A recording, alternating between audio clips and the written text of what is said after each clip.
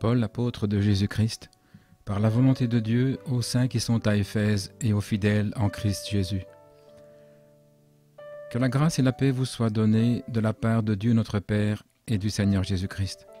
Béni soit Dieu le Père de notre Seigneur Jésus-Christ, qui nous a bénis de toute bénédiction spirituelle dans les lieux célestes en Christ, selon qu'il nous a choisis en lui, avant la fondation du monde, pour que nous soyons saints et irrépréhensibles devant lui dans l'amour, nous ayant prédestinés à l'adoption des enfants par Jésus-Christ en lui-même, selon le bon plaisir de sa volonté, à la louange de la gloire de sa grâce, dans laquelle il nous a rendus acceptés dans le bien-aimé. En lui nous avons la rédemption par son sang, le pardon des péchés, selon les richesses de sa grâce, dans laquelle il a abondé envers nous en toute sagesse et prudence, nous ayant fait connaître le mystère de sa volonté, selon le bon plaisir qu'il s'était proposé en lui-même, afin que dans la dispensation de la plénitude des temps, il puisse rassembler en un toutes choses en Christ, à la fois celles qui sont dans les cieux et celles sur la terre, cela même en lui, en qui également nous avons obtenu un héritage, étant prédestinés, suivant la résolution de celui qui opère toutes choses d'après le conseil de sa propre volonté, afin que nous soyons à la louange de sa gloire, nous qui nous sommes confiés premièrement en Christ, en qui vous avez aussi placé votre confiance, après avoir entendu la parole de la vérité, l'évangile de votre salut, en qui aussi, après avoir cru, vous avez été scellés du Saint-Esprit de la promesse, ce qui est les prémices de notre héritage, jusqu'à la rédemption de la possession acquise à la louange de sa gloire. C'est pourquoi moi aussi, ayant entendu parler de votre foi dans le Seigneur Jésus et de votre amour pour tous les saints, je ne cesse de rendre grâce pour vous, faisant mention de vous dans mes prières, afin que le Dieu de notre Seigneur Jésus-Christ, le Père de gloire, vous donne l'esprit de sagesse et de révélation dans sa connaissance, les yeux de votre entendement étant illuminés, afin que vous connaissiez quelle est l'espérance de son appel, quelles sont les richesses de la gloire de son héritage dans les saints, et quelle est l'immense grandeur de sa puissance envers nous qui croyons, selon l'opération de sa grande puissance. Il l'a déployé en Christ quand il l'a ressuscité des morts, et l'a placé à sa propre main droite dans les lieux célestes, loin au-dessus de toute principauté, force et puissance et domination, et tout nom qui se peut nommer, non seulement dans ce monde, mais encore dans celui à venir. Il a tout mis sous ses pieds, et il l'a donné pour chef sur toute chose à l'Église, qui est son corps, la plénitude de celui qui remplit tout en tous. C'est vous qui l'a vivifié, vous qui étiez morts dans les transgressions et les péchés, dans lesquels vous marchiez autrefois selon le cours de ce monde, selon le prince de la puissance de l'air, de l'esprit, qui agit maintenant dans les fils de la désobéissance, parmi lesquels nous avions tous notre conversation dans les temps passés, dans les convoitises de notre chair, accomplissant les désirs de la chair et de la pensée, et nous étions par nature des enfants de colère comme les autres. Mais Dieu qui est riche en miséricorde, à cause du grand amour dont il nous a aimés, nous qui étions morts dans les péchés, il nous a vivifiés ensemble avec Christ, par grâce vous êtes sauvés. Il nous a ressuscités ensemble et nous a fait asseoir ensemble dans les lieux célestes en Christ Jésus, afin que dans les âges à venir il puisse montrer les énormes richesses de sa grâce par sa bonté envers nous par Christ Jésus. Car c'est par la grâce que vous êtes sauvés, par la foi. Et cela non pas de vous-même, c'est le don de Dieu. Non pas des œuvres, afin que personne ne se vante. Car nous sommes son ouvrage, créé en Christ Jésus pour de bonnes œuvres, que Dieu a ordonnées d'avance, afin que nous y marchions. C'est pourquoi, souvenez-vous que vous étiez dans le passé des gentils dans la chair, qui êtes appelés l'incirconcision par ce qui est appelé la circoncision dans la chair, faite par des mains d'hommes. Qu'en ce temps-là vous étiez sans Christ, étant étrangers du bien-être commun d'Israël, et étrangers aux alliances de la promesse, sans espérance et sans Dieu dans le monde. Mais maintenant, en Christ Jésus, vous qui étiez autrefois éloignés, vous avez été rapprochés par le sang de Christ. Car il est notre paix, lui qui des deux n'en a fait qu'un, et qui a brisé le mur intérieur de séparation entre nous, ayant aboli dans sa chair l'inimitié, la loi des commandements contenus dans les ordonnances, afin de faire en lui-même des deux un seul homme nouveau, faisant ainsi la paix, afin qu'il puisse réconcilier les deux pour Dieu en un seul corps, par la croix, ayant détruit par elle l'inimitié.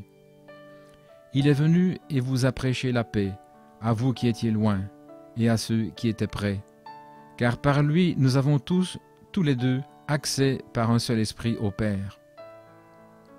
Ainsi vous n'êtes plus des étrangers, ni des gens du dehors, mais vous êtes concitoyens avec les saints et ceux de la maison de Dieu. Vous avez été édifiés sur la fondation des apôtres et des prophètes, Jésus-Christ lui-même étant la pierre angulaire principale. En lui, tout l'édifice, correctement assemblé, grandit pour être un temple saint dans le Seigneur. En lui, vous êtes aussi édifiés ensemble pour être une habitation de Dieu par l'Esprit. À cause de cela, moi, Paul, le prisonnier de Jésus-Christ pour vous, gentils, si vous avez entendu parler de la dispensation de la grâce de Dieu qui m'a été donnée pour vous, comment par révélation il m'a fait connaître le mystère sur lequel je viens d'écrire en peu de mots, par lesquels en les lisant vous pouvez comprendre ma connaissance dans le mystère de Christ, qui dans les autres âges ne s'est pas fait connaître aux hommes, tel qu'il est maintenant révélé à ses saints apôtres et prophètes par l'Esprit, afin que les gentils soient co-héritiers et du même corps et participants de sa promesse en Christ par l'Évangile, dont j'ai été fait ministre selon le don de la grâce de Dieu qui m'a été accordé par l'efficacité de sa puissance. À moi qui suis moins que le plus petit de tous les saints, cette grâce a été donnée que je prêche parmi les gentils les richesses insondables de Christ, et de faire que tous les hommes voient quelle est la communion du mystère, qui, dès le commencement du monde, a été caché en Dieu, qui a créé toutes choses par Jésus-Christ. Afin que maintenant, pour les principautés et les puissances dans les lieux célestes, la sagesse multifacette de Dieu soit connue par l'Église, selon le but éternel qu'il s'est proposé en Christ Jésus notre Seigneur, en qui nous avons l'audace et l'accès avec confiance par la foi en lui. Aussi je vous demande de ne pas défaillir à cause de mes tribulations pour vous, ce qui est votre gloire. À cause de cela, je fléchis les genoux devant le Père de notre Seigneur Jésus-Christ, duquel tire son nom toute famille dans les cieux et sur la terre, afin qu'il vous accorde, selon les richesses de sa gloire, d'être fortifiés avec force par son esprit dans l'homme intérieur, afin que Christ demeure dans vos cœurs par la foi, afin qu'étant enracinés et fondés dans l'amour, vous puissiez comprendre avec tous les saints quelle est la largeur, la longueur, la profondeur et la hauteur, et connaître l'amour de Christ, qui surpasse toute connaissance, en sorte que vous soyez remplis jusqu'à toute la plénitude de Dieu. Or, à celui qui peut faire infiniment au-delà de tout ce que nous demandons ou pensons, selon la puissance qui agit en nous, à lui soit la gloire dans l'Église, par Christ Jésus, dans tous les âges, le monde sans fin. Amen. Je vous supplie donc, moi, le prisonnier du Seigneur, à marcher d'une manière digne de la vocation par laquelle vous avez été appelés, en toute humilité et douceur, avec patience, vous supportant les uns les autres dans l'amour, vous efforçant de conserver l'unité de l'esprit par le lien de la paix. Il y a un seul corps et un seul esprit, comme aussi vous avez été appelés à une seule espérance par votre appel. Il y a un seul Seigneur, une seule foi, un seul baptême, un seul Dieu et Père de tous, qui est au-dessus de tous et parmi tous et en tous. Mais à chacun de nous, la grâce a été donnée selon la mesure du don de Christ. C'est pourquoi il est dit, quand il est monté en haut, il a emmené la captivité captive, et il a fait des dons aux hommes. Or, que signifie « il est monté » sinon qu'il est aussi descendu dans les régions inférieures de la terre. Celui qui est descendu, c'est le même qui est monté bien au-dessus de tous les cieux, afin de remplir toutes choses. Et il a donné les uns comme apôtres, les autres comme prophètes, les autres comme évangélistes, les autres comme pasteurs et docteurs, pour le perfectionnement des saints, pour l'œuvre du ministère, pour l'édification du corps de Christ, jusqu'à ce que nous arrivions tous à l'unité de la foi et de la connaissance du Fils de Dieu, à l'état d'homme parfait, à la mesure de la stature de la plénitude de Christ, afin que nous ne soyons plus des enfants flottants et emportés à tout vent de doctrine par la tromperie des hommes, par leur ruse avec laquelle ils mentent afin de séduire, mais que, parlant la vérité dans l'amour, nous puissions grandir en lui en toutes choses, celui qui est la tête, Christ, de qui le corps tout entier, convenablement joint et compacté par ce que chaque articulation fournit, selon le travail efficace, dans la mesure de chaque partie, fait grandir le corps par l'édification de lui-même dans l'amour. Voici donc ce que je dis et ce que je témoigne dans le Seigneur, c'est que dorénavant, vous ne marchiez plus comme les gentils, selon la vanité de leurs pensées. Ils ont leur entendement obscurci, étant étrangers à la vie de Dieu, à cause de l'ignorance qui est en eux, à cause de l'aveuglement de leur cœur. Ayant perdu tout sentiment, ils se sont livrés à la dissolution pour commettre toute espèce d'impureté avec cupidité. Mais vous, ce n'est pas ainsi que vous avez appris Christ, si du moins vous l'avez entendu, et si vous avez été enseigné par lui, comme la vérité est en Jésus, de vous débarrasser, concernant votre vie passée, du vieil homme qui est corrompu par les convoitises trompeuses, et à être renouvelé dans l'esprit de votre intelligence, et à revêtir l'homme nouveau, créé selon Dieu dans la justice et la sainteté.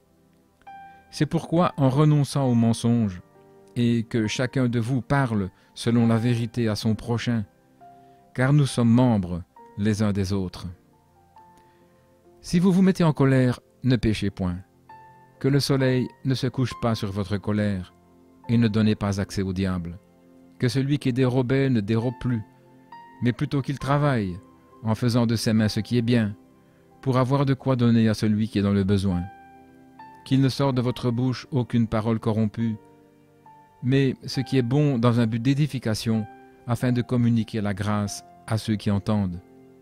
N'attristez pas le Saint-Esprit de Dieu, par lequel vous êtes scellés pour le jour de la rédemption. Que toute amertume, toute animosité, toute colère, toute clameur et toute espèce de méchanceté disparaissent du milieu de vous, ainsi que toute malice.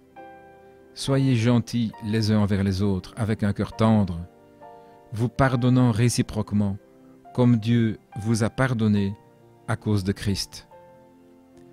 Soyez donc des disciples de Dieu comme de chers enfants, et marchez dans l'amour, comme Christ aussi nous a aimés, et qui s'est donné lui-même pour nous comme une offrande et un sacrifice envers Dieu de bonne odeur. Que la fornication, qu'aucune espèce d'impureté et de convoitise ne soit pas même nommée parmi vous, ainsi qu'il convient à des saints. Ni la souillure, ni paroles insensées, ni plaisanteries, choses qui ne sont pas convenables, mais plutôt des actions de grâce. Car vous le savez, aucun impudique ou impur ou cupide, c'est-à-dire idolâtre, n'a d'héritage dans le royaume de Christ et de Dieu. Que personne ne vous séduise par de vaines paroles, car c'est à cause de ces choses que la colère de Dieu vient sur les enfants de la désobéissance. N'ayez donc aucune part avec eux. Car vous étiez autrefois ténèbres, et maintenant vous êtes lumière dans le Seigneur. Marchez comme des enfants de lumière. Car le fruit de la lumière consiste en toutes sortes de bonté, de justice et de vérité. Examinez ce qui est agréable au Seigneur, et n'ayez aucune communion avec les œuvres stériles des ténèbres, mais plutôt condamnez-les. Car c'est une honte même de parler des choses qui sont faites par eux en secret. Mais tout ce qui est condamné est manifesté par la lumière, car tout ce qui est manifesté est lumière. C'est pour cela qu'il est dit « Réveille-toi, toi qui dors, relève-toi d'entre les morts, et Christ te donnera la lumière. » Prenez donc garde de vous conduire avec circonspection, non comme des insensés, mais comme des sages. Rachetez le temps, car les jours sont mauvais. C'est pourquoi ne manquez pas de sagesse, mais comprenez quelle est la volonté du Seigneur. Ne vous enivrez pas de vin où il y a de l'excès, mais soyez remplis de l'esprit. Entretenez-vous par des psaumes, par des hymnes et par des cantiques spirituels, chantant et ayant une mélodie dans votre cœur pour le Seigneur. Rendez continuellement grâce pour toutes choses à Dieu le Père, au nom de notre Seigneur Jésus-Christ, vous soumettant les uns aux autres dans la crainte de Dieu. Femmes, soumettez-vous à vos maris comme pour le Seigneur, car le mari est le chef de la femme, comme Christ est le chef de l'Église, et il est le sauveur du corps. Or de même que l'Église est soumise à Christ, que les femmes aussi le soient à leur mari en toutes choses. Marie, aimez vos femmes, comme Christ a aimé l'Église et s'est livré lui-même pour elle, afin de la sanctifier et de la purifier par le lavage d'eau, par la parole, afin qu'il puisse se présenter à lui-même une Église glorieuse, sans tache ni ride, ni rien de semblable, mais sainte et sans reproche. C'est ainsi que les maris devraient aimer leur femme comme leur propre corps. Celui qui aime sa femme s'aime lui-même. Car aucun homme n'a jamais haï sa propre chair, mais il la nourrit et la chérit, comme Christ le fait pour l'Église, parce que nous sommes membres de son corps, de sa chair et de ses os. C'est pourquoi l'homme quittera son père et sa mère et s'unira à sa femme, et les deux deviendront une seule chair. Ceci est un grand mystère. Je parle concernant Christ et l'Église. Néanmoins, que chacun de vous en particulier aime sa femme comme lui-même, et que la femme respecte son mari. Enfants, obéissez à vos parents, dans le Seigneur, car cela est juste. Honore ton père et ta mère, ce qui est le premier commandement, avec une promesse, afin que tout aille bien pour toi et que tu vives longtemps sur la terre. Et vous, pères, ne provoquez pas vos enfants à la colère, mais apportez-les sous les soins et l'admonition du Seigneur. Serviteurs, obéissez à vos maîtres selon la chair, avec crainte et tremblement, dans la simplicité de votre cœur, comme à Christ.